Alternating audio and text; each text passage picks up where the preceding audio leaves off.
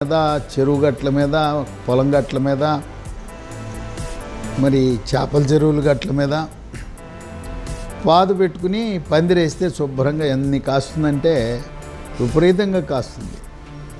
ఎక్కువ ఎరువు వేయాల్సిన అవసరం లేదు. పురుగుల సమస్య కూడా ఎక్కువగా ఉండదు. ఇది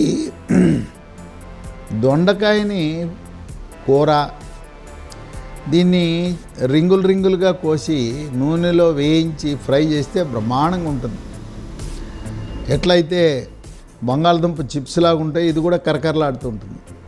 శుభాశుభ కార్యక్రమాలకి కావాలని దొండకాయ ఫ్రై కావాలండి అని క్యాటరింగ్ వాళ్ళకి ఆర్డర్ ఇస్తారు. దొండకాయ పచ్చిది కూడా తినచ్చు. ఇది పండిన తర్వాత పైనేమో ఎర్రగా వస్తుంది, లోపల గింజలు కూడా ఎర్రగా ఉంటాయి. పచ్చి దొండకాయ తినచ్చు.